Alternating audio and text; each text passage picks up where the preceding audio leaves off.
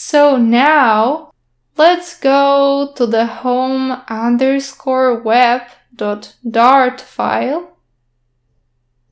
Inside the onPressed function, we have to write navigator.off, which accepts a context, and type .pushNamed.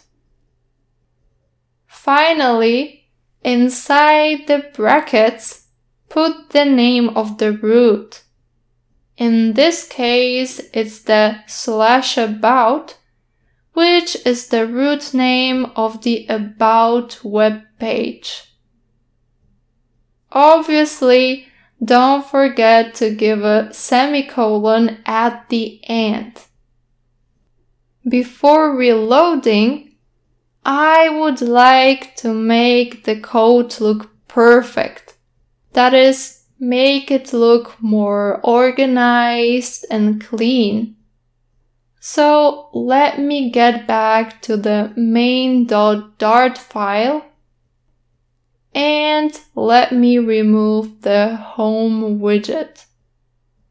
In place of home, I am going to write initial root, and I am also going to give it a /, which, as you remember, is the root name for the home web widget.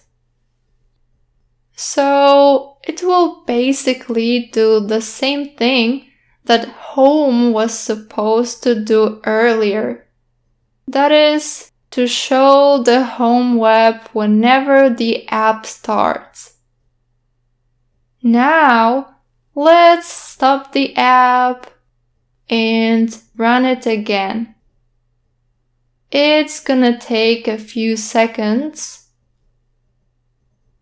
And yeah, you can see that we have the initial page set as the home web, and when we click on the Go to About button, you can observe that we are navigated to the About page. Also, you have probably noticed that /about showed up in the search field, which is very interesting. Now, when you go back, you can see the / over here. Right now, I want to show you how you can pass a value from one page to another. So, I am going to pass a value to the About web page, and the page is going to display the value. Let me prepare the About web widget to accept and display the value then. And in order to do that, I'm gonna create a variable in About web file called text. The next thing I'm gonna do is add the formal parameters over here, scroll down a bit, and create another text widget here. It will contain the value of the text variable which we accepted earlier. All we need to do now is pass an argument to the About page.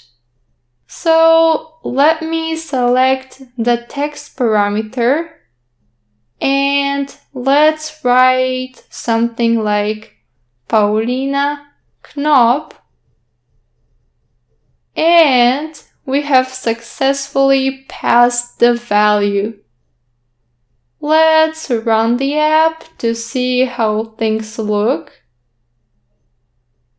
I'm going to click on this button, and as you can see, my name has appeared over here.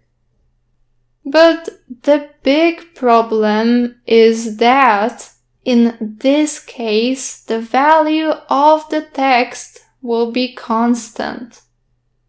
This means that we will not be able to change the value of the text while running the app, and the changes of the value might be required for many reasons.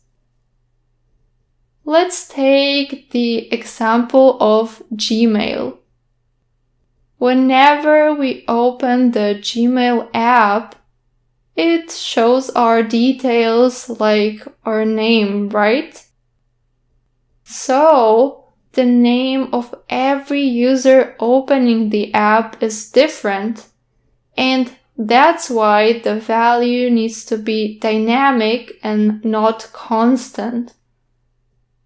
If the value was constant, we would see only one single name, like Alex, on the app. For this exact problem, we have another way of navigation that I'm gonna show you soon.